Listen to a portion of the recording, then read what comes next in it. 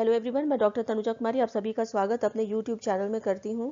आज मैं आप लोगों से फिर से नेपोलियन के सुधार कार्यों के विषय में चर्चा करूंगी। नेपोलियन के सुधार कार्यों की जब हम चर्चा करते हैं तो वह एक कुशल एवं उच्च कोटि के प्रशासक के तौर पे हमारे समक्ष आता है। वह अपनी शासन व्यवस्था पर किसी भी प्रकार का अंकुश बर्दाश्त नहीं कर सकता था। उसने अपने सुधारों के द्वारा फ्रांस की जनता का जीवन सुखी एवं समृद्ध बनाने का कार्य भी किया था। वह उतना ही निरंकुश स्वेच्छाचारी शासक था जितना लुई 14 या लुई 16 रहा था, परंतु उसकी स्थिति में यह विशेषता रही थी कि उसने जब जब कदम बढ़ाया तब तब सदैव उसे जनता का समर्थन प्राप्त हुआ था।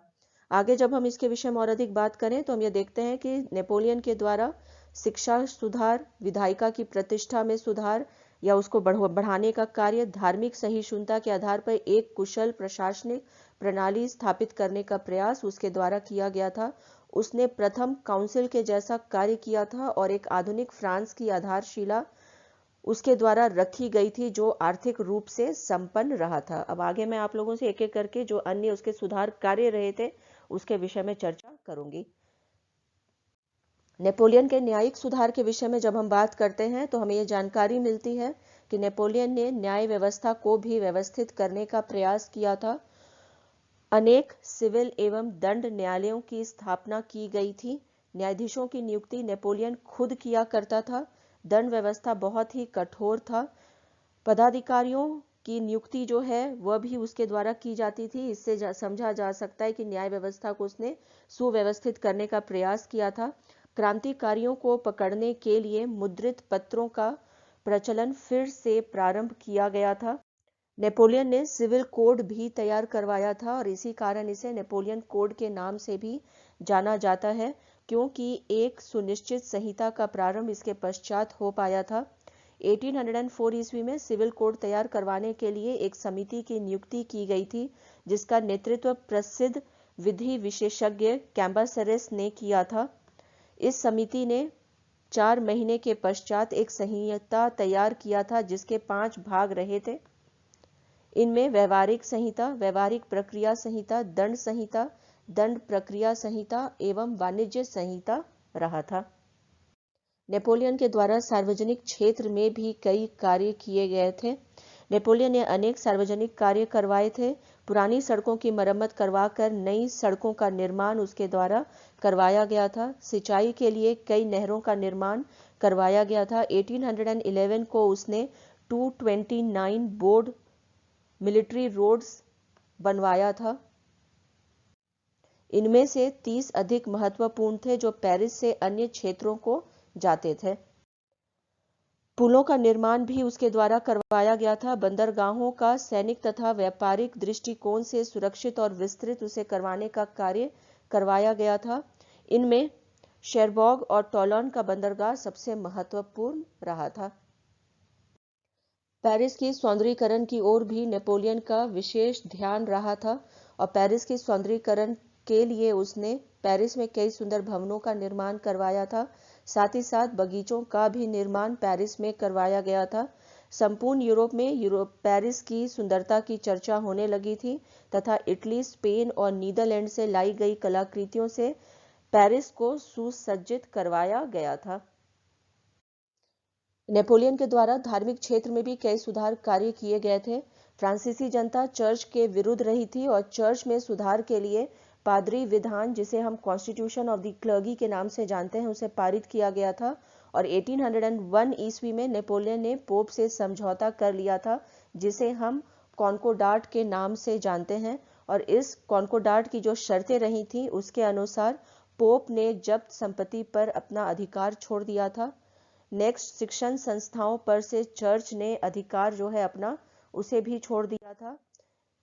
तीसरा यहाँ पे हम ये देखते हैं कि कोई भी पादरी बिना अनुमति के देश के बाहर नहीं जा सकता था। देश के गिरजाघरों पर राज्य का अधिकार होगा यह निश्चित किया गया था। कैद हुए पादरियों को रिहा कर दिया गया था।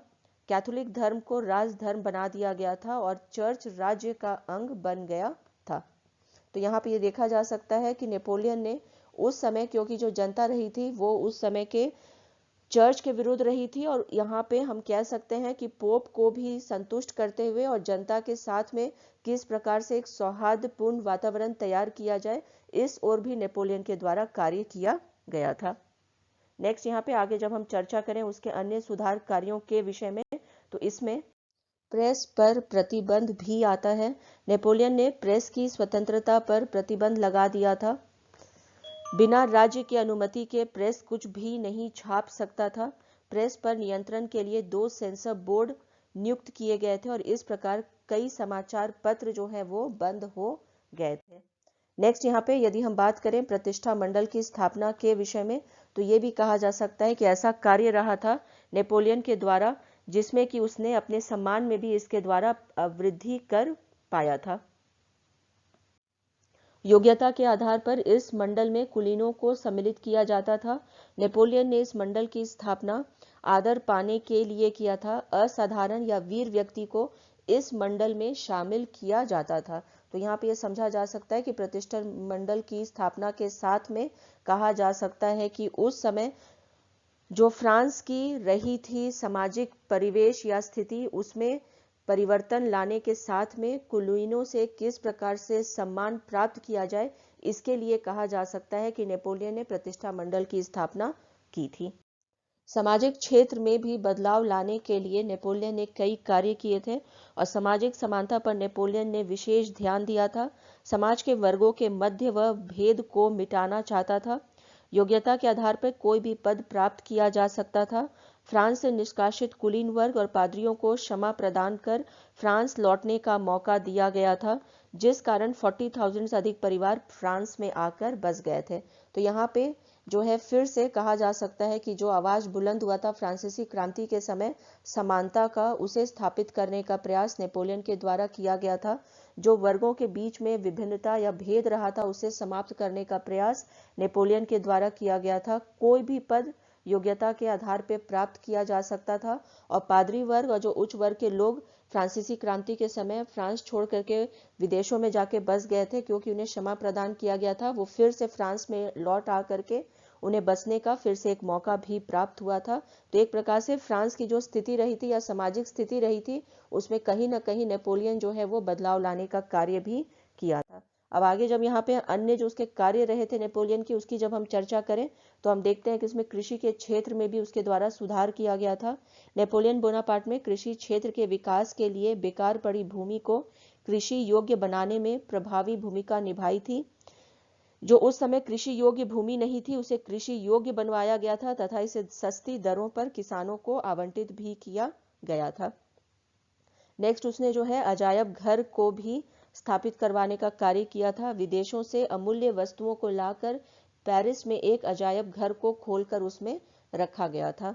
कर व्यवस्था में भी नेपोलियन के द्वारा जो है परिवर्तन लाया गया था। नेपोलियन ने कर व्यवस्था में महत्वपूर्ण सुधार किए थे।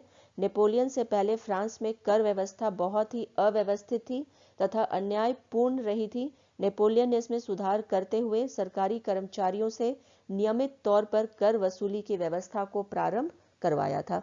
अब यहाँ पे एक और उल्लेखनीय कार्य जो रहा था नेपोलियन के द्वारा, उसकी यहाँ पे मैं चर्चा करना चाहूंगी, जिसे हम लीजन ऑफ ऑनर के नाम से जानते हैं। नेपोलियन ने फ्रांस की जनता को आदर और सम्मान प्रदान करने के लिए तथा जनता में प्रतियोगिता की भावना को जागृत करने के लिए तथा योग्य व्यक्तियों को पुरस्कृत करने के लिए लीजन ऑफ ऑनर की उपाधि से प्रदान किया करता था। यह उपाधि उन्हीं व्यक्तियों को प्रदान किया जाता था जो नेपोलियन को अपनी योग्यता और प्रतिभा से प्रभावित करता था। इस प्रकार नेपोलियन ने वंश परंपरा के आधार पर सम्मानित होने की परंपरा को समाप्त कर योग्यता और प्रतिभा के आधार पर सम्मानित होने की परंपरा को प्रारंभ किया था। नेक्स्ट यहाँ पे हम और अधिक यदि इसके विषय में बात करें तो हम ये देखते हैं कि राष्ट्रीय मुद्रा, इसमें भी परिवर्तन नेपोलियन के द्वारा किया गया था। नेपोलियन के द्वारा पूरे देश के लिए एक राष्ट्रीय मुद्रा की व्यवस्था की गई थी, जिससे व्यापार एवं वाणिज्य को काफी प्रोत्साहन मिला था। नेपोलियन के द्वारा शहरों में कारीगरों की श्रेणी संघों के नियंत्रण को समाप्त कर दिया गया था, जिससे कारीगरों को भी काफी प्रोत्साहन प्राप्त हुआ था। नेपोलियन के द्वारा किसानों की भूदासता तथा जागीरदारों के द्वारा लगाए जाने वाले करों से मुक्त कर दिया गया था। नेपोलियन के द्वारा क्रांति काल के कैलेंडर को स्थगित करते हुए प्राचीन कैलेंडर और अवकाश दिवस की व्यवस्था को फिर से लागू किया गया था। तो इस प्रकार यहाँ पे देखा जा सकता है कि उस समय जो है नेपोलियन के द्वारा सभी ही क्षेत्रों में उल्लेखनीय कार्य किए गए थे, जिस वजह से हम कह सकते हैं कि एक नया फ्रांस उभर करके हमारे समक्ष आता है। यहाँ पे यदि हम इसके विषय में और बात करें तो हम यह देखते हैं कि जो इतिहासकार हैं हेज, उनके द्वारा ये कहा गया है कि from 1799 to 1814 the history of Europe was the history of France and the history of France was the history of Napoleon. और इसी के साथ अपने इस चर्चा को मैं यहीं पर विराम देना चाहूंगी। यदि आप लोगों को आज का ये वीडियो पसंद आया हो तो प्लीज़ इसे लाइक करें और शेयर करें तथा मेरे YouTube चैनल को सब्सक्राइब करें। Thank you. Stay connected.